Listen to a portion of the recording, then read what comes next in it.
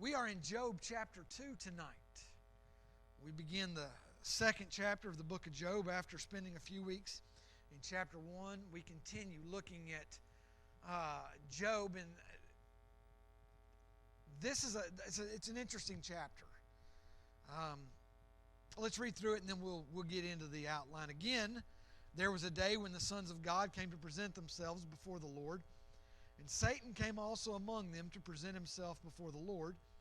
And the Lord said unto Satan, From whence comest thou? And Satan answered the Lord and said, From going to and fro in the earth, and from walking up and down in it. And the Lord said unto Satan, Hast thou considered my servant Job, that there is none like him in the earth, a perfect and upright man, one that feareth God and escheweth evil? And still he holdeth fast his integrity, although thou movest me against him to destroy him without cause.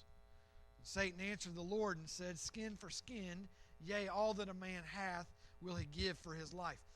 Now, I'm not going to get into this in the outline, but let me just give you a paraphrase of what that verse means. People endure anything to save their life.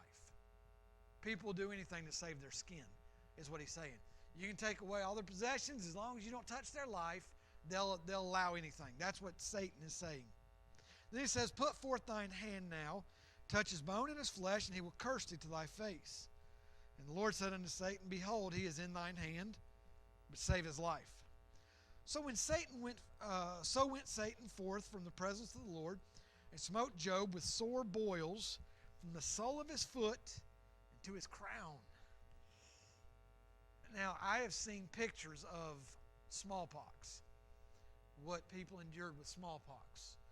And that is awful, excruciating looking. And I'm not sure that it was smallpox. Could have been any number of things. But he had... It was so bad that when we come to the next verse. And he took a potsherd to scrape himself withal. In other words, he took utensils to scrape the dead skin away, to scrape the pus and things. It was like leprosy. Not a pleasant thing at all. And he sat down among the ashes.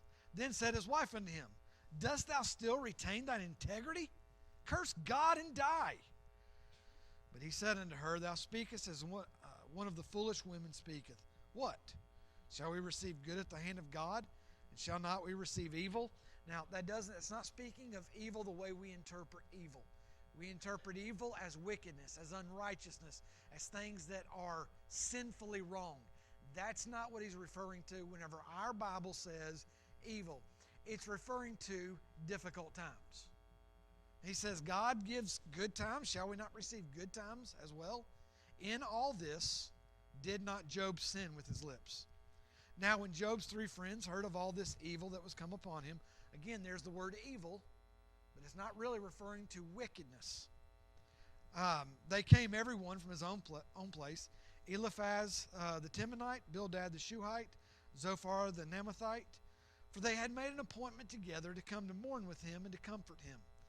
When they lifted up their eyes afar off and knew him not, in other words, they didn't even recognize him. He was so bad off they didn't even recognize him. They lifted up their voice and wept. They rent every one his mantle, his robe, sprinkled dust upon their heads towards heaven. They picked up dust and threw it in the heaven, threw it in the air. People mourn different ways in different regions of the world, and different things are signs of mourning, and that was a sign of mourning, okay? They didn't just pick up dust and sprinkle it on their head. They threw it up in the air, is what they were doing. It was a sign of mourning. Verse 13, so they sat down with him upon the ground 7 days and 7 nights, and none spake a word unto him, for they saw that his grief was very great.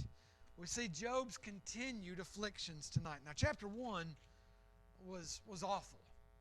I mean, life doesn't get worse than chapter 1. He lost all his possessions. He lost hundreds of servants. And he lost his children. 7 boys, 3 girls, killed in basically a tornado. They're gone. I mean, within minutes. If you weren't here last week, here's how it went down. the first messenger came in and said, hey, the Sabians came and they took your oxen and your donkeys, and they killed all the servants. And as he was continuing to speak, another servant came in. And he said, hey, there was a fire. It was probably lightning we talked about last week.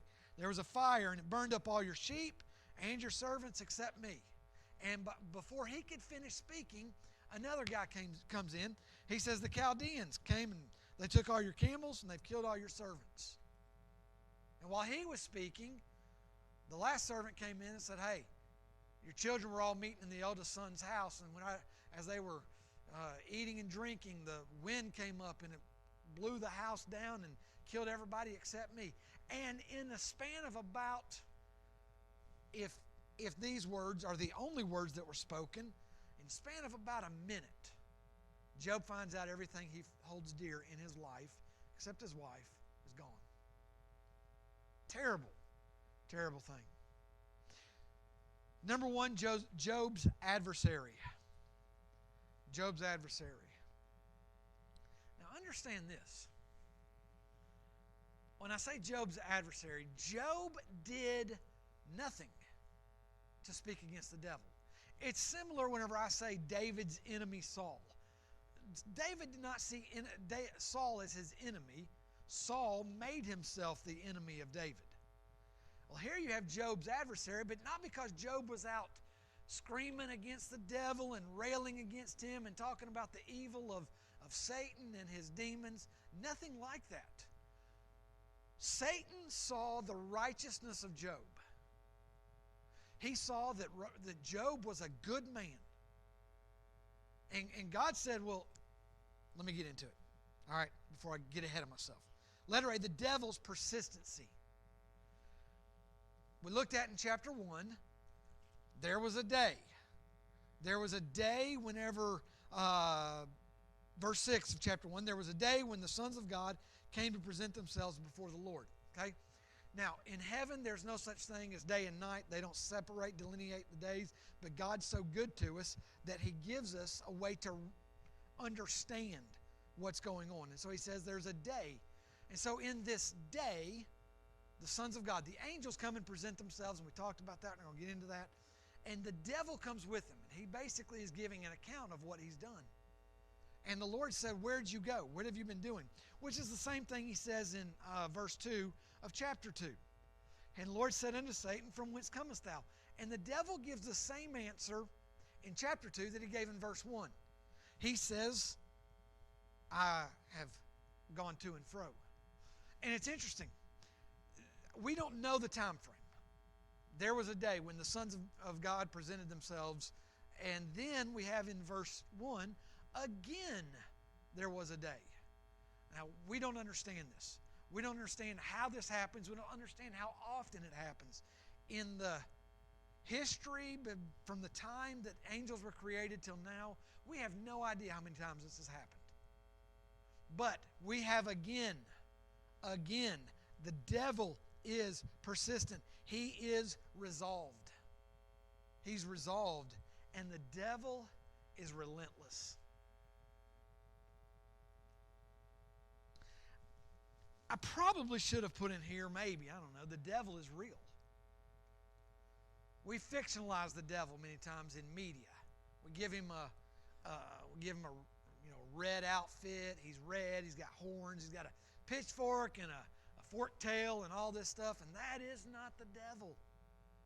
The devil is not this creature that we've imagined. The Bible says that he was the most beautiful of all the angels. He was the son of the morning. He was gorgeous. I mean, he was quite a sight to behold in a good way. I don't believe that has changed.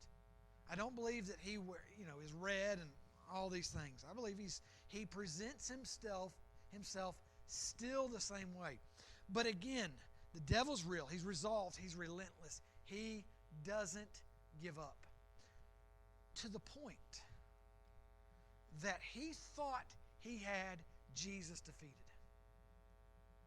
He was relentless. He came at him. He thought he had him beat in the wilderness when he tested him. He tempted Jesus.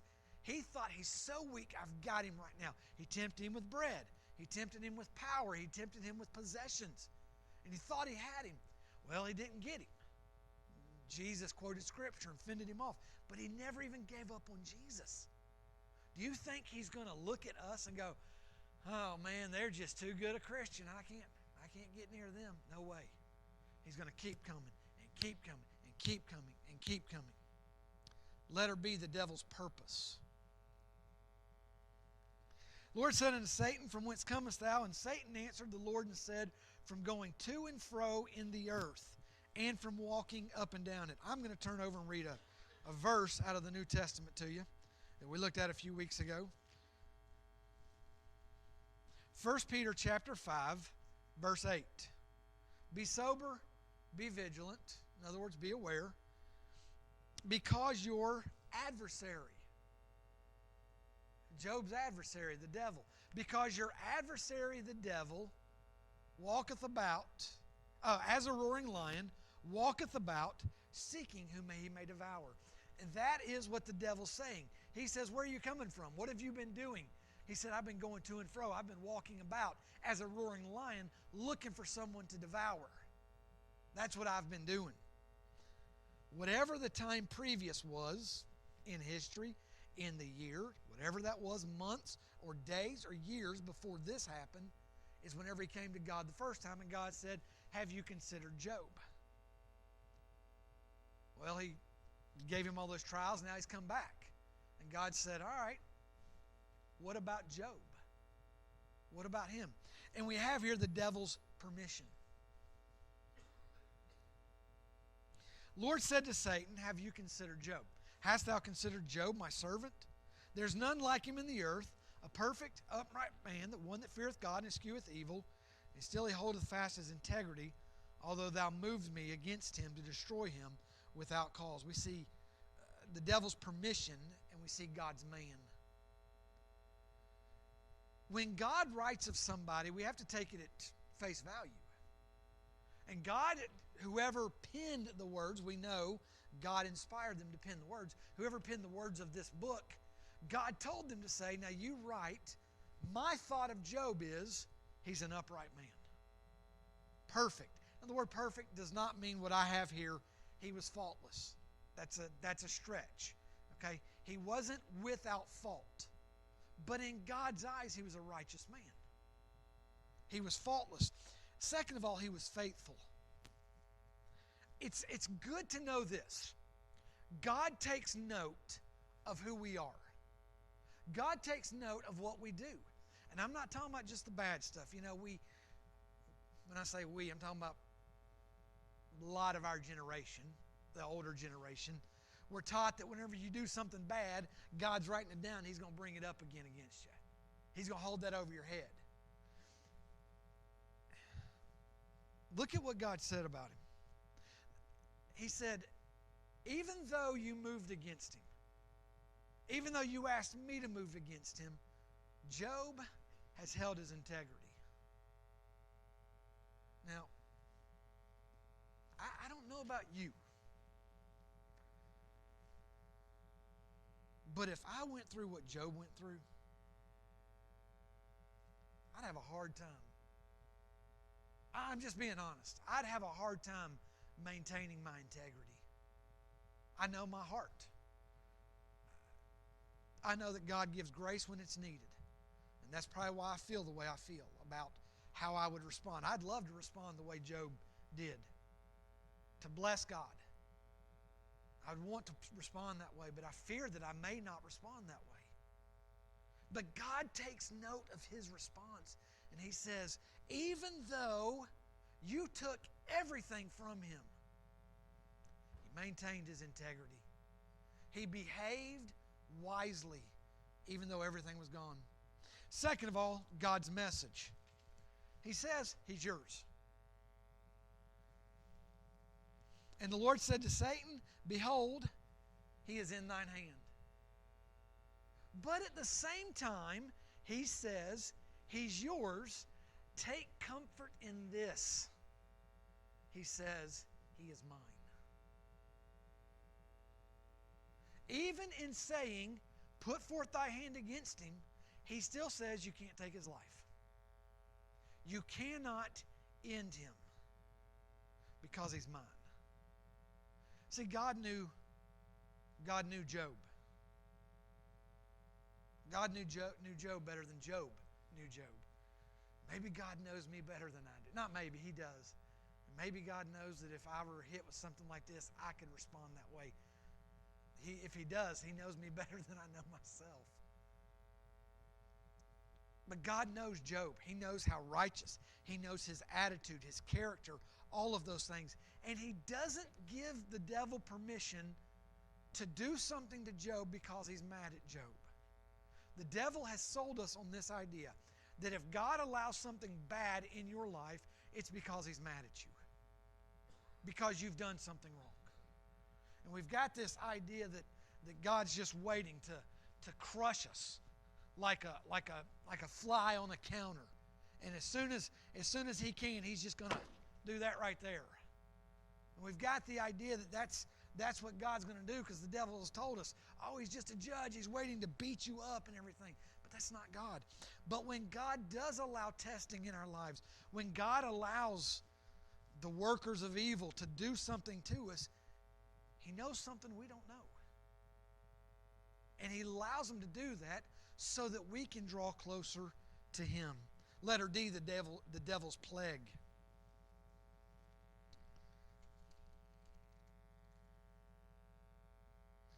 I can imagine. This is not accurate, but I imagine it, okay? God says, all right, he's thine. You can't do it. He's yours, but he's still mine. So I'm going to allow you to touch his body. You can do to his body, but you can't take his life. And can you imagine the devil going, oh, all right, this has got to be good. I got to come up with something that's really going to turn him against God. What can I do to him that's going to, if I can get him to turn against God, God's not going to have anybody to point to say, look, they're good, they're right, they're upright, they're a righteous person. If I can just get him to turn to God, against God. And he concocts the most vicious, most vile physical ailment that the devil could think of. Now imagine that. We're not talking about some sadistic criminal. We're talking about the devil. The father of lies, the great wicked one, concocts something to do to Job. And it's interesting that all we know of it is in the King James. We have 1, 2, 3, 4, 5, 6, 7, 8, 9, 10, 11, 12, 13, 14, 15 words to describe Job's ailment. And that is, and smote Job with sore boils from the sole of his foot to his crown. That's all that the God gives us to know of it, which I find kind of comforting in that God did not glorify what Satan did to him. We know, you know, even these young people. You may not think about it, but you might think about when I say this. We all know people who enjoy being unhappy. They enjoy being oppressed. They enjoy being the guy or the girl that's always got something wrong, and they kind of glory in the bad things in life. God doesn't give us a description of what Satan did to Job so that Satan could gain glory. And I talk about how wicked he was and the scheme that he came up with. God doesn't give him as much as I gave him. He just said, and he smote Job from the sole of his feet to the top of his head with boils. And that's it. That's all we have of that. And then we see what Job did. That's his continued afflictions. He takes a tool and he itches himself and scrapes his body. You know, as you get older, we older people, especially the men, I guess, know what door frames are best for. They're back scratchers, that's right. They're back scratchers. That's the best use of a door frame, is a back scratcher. And that's what Job was doing. He's scraping his skin because of the anguish, the dead flesh, if you will, on there. Then we have Job's wife. Now, before we come down too hard on Job's wife, let's put ourselves in her shoes, okay? And it didn't make it easier for him. It didn't make it easier for him, but she loved him. You know, we don't like to watch the people that we love go through difficulties. We don't like to watch the people that we love suffer. And here this man has suffered all loss, and now his body is racked with pain, covered in boils. Verse 9, then said his wife unto him, dost thou still retain thine integrity? She accuses Job. I'm just going to be a little transparent about us, about me and Jessica. All right? She sees the good in people a whole lot better than I do. She sees the positive side of things a whole lot better than I do. I don't know whether it's by nature or by circumstance, I'm a little bit of a cynic. Okay? I'm not a little bit of a cynic. Okay, I just leave it there. She keeps me grounded the other direction. She's positive about things. I may come home and I would never say anything bad about anybody in this church, okay? But there are times in my life I might come home and have had a rough day and complaining a little bit, and she'll say, well, have you thought about such and such? And I just want to say, shut up. I don't want to hear the positive. I don't want to hear the positive. And she's positive that way. I'm not given to that as much as she is. Job's wife was not given to that as much either. But here she is watching her loved one suffer tremendously.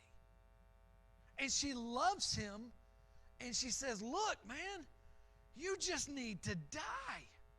But she says, could you quit being the good guy?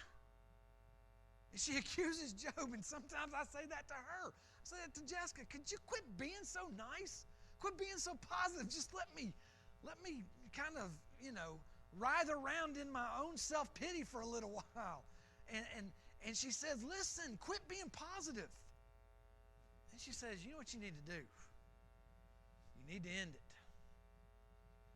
Now, she's not telling Job to curse God because God has done to him so wrong, you need to curse God. She's telling him, you need to end it all. And if you curse God, he'll kill you. And so just curse God. And so she accuses God.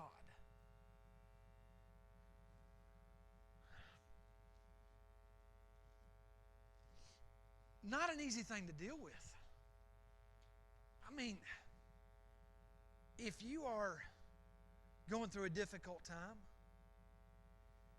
and you need reprieve, you need rest, if you will, you need somebody to be in your corner, and the one that is your closest says, curse God and die. We are flesh. I don't care how good, how righteous, how perfect, how clean of a man Job was. We still have a human mind, and our human mind is filled with doubt.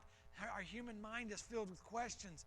Why, God? Even though in chapter 1 he says, bless God, the Lord giveth, the Lord taketh away, blessed be the name of the Lord. There's still in his mind, there has to be in his mind the question of why, God? What is happening? And to have this one say to him, you just need to curse God and die, had to be defeating. It had to be the kind of situation where he says, and now we'll read his response and it's wonderful, but in the back of his mind he had to be thinking, maybe she's right.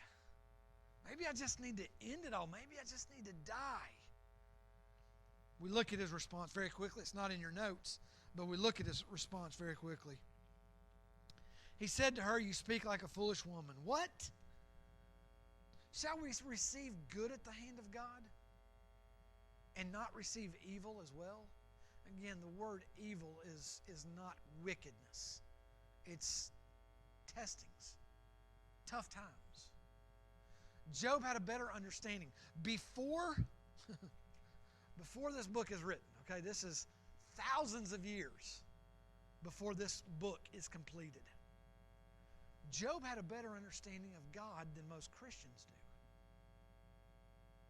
Most Christians, whenever something bad occurs in their life, and maybe I'm exaggerating with the word most, many Christians, when something goes wrong, we turn our fist to God and say, "I hate you, I'm mad at you, I curse you, why would you do this to me?" Job had a great understanding of God before the book was even written. I have to believe that he communed with God, that he had one-on-one time with God, that he prayed, that he talked with God, that he allowed God to speak to him in the quietness of his heart. And he said, "Look, God has blessed me beyond belief. If God chooses to test me, to give me difficulties, who am I to get upset with him?" And if we could get a hold of that attitude, if we could get a hold of the attitude that Job had pre-Bible, man, it would change our world. It would change the church. I know that. See, number 3, Job's friends. They come together. I don't know how God does this, how they did this. They're from 3 different regions in the Middle East.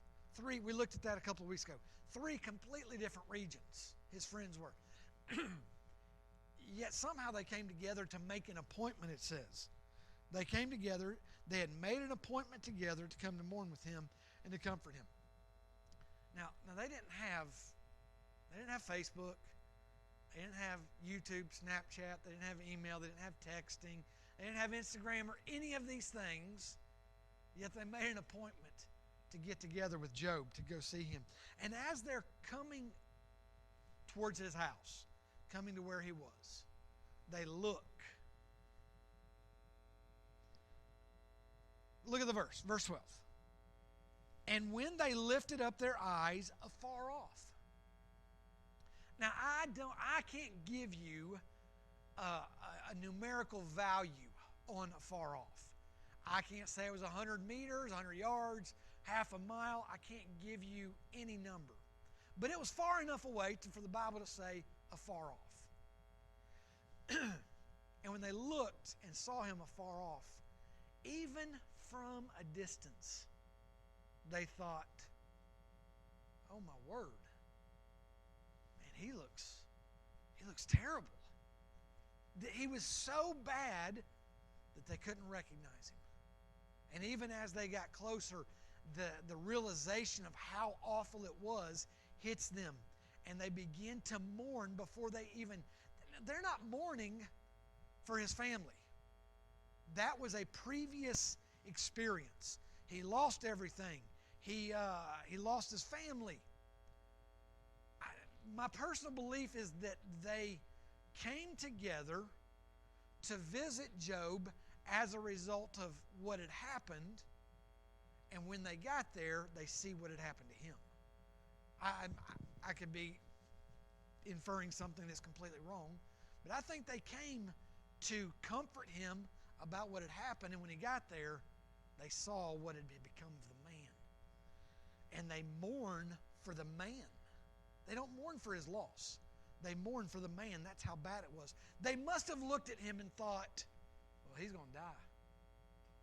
He's dead. This is it. This is the last time. We might as well spend his last moments with him, and then he's going to die." So their sorrow. Then we see their silence. Verse 13, "They sat down with him on the ground 7 days and 7 nights, and none spake a word to him, for they saw that his grief was very great." Now,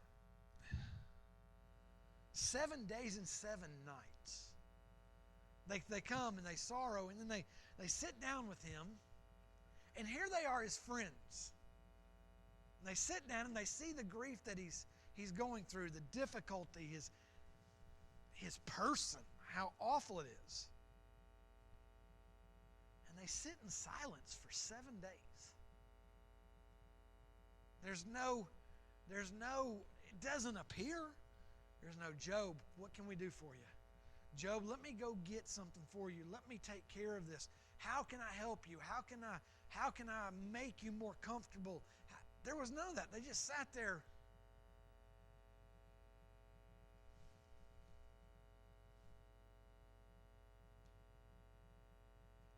It's starting to get awkward in here right now. And I've only been silent for about 5 to 10 seconds. Can you imagine going through what he's going through and his friends sit there in silence? No words of comfort. No words of encouragement. No jokes about, well, I've seen you look better. Nothing other than awkward.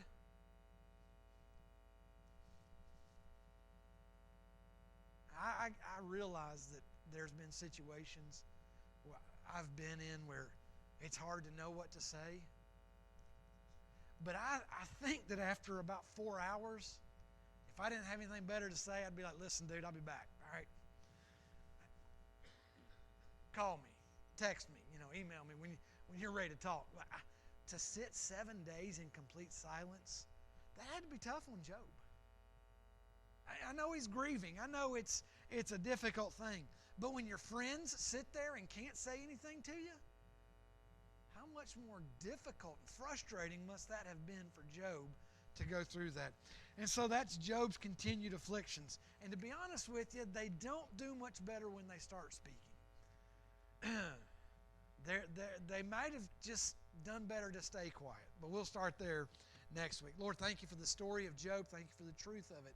Lord, I thank you that it's not just a made-up thing, but Lord, we can look at it and know this is how a man who went through difficulty responded. May we respond the same way. I do pray for our country. Lord, I pray for President Biden, Lord, that you would guide him. I pray that he would surrender himself to you, that Vice President Harris would surrender herself to you, Lord, and that they would just submit their will to you. But Lord, not just they, but may we do the same thing as well. In Jesus' name, amen.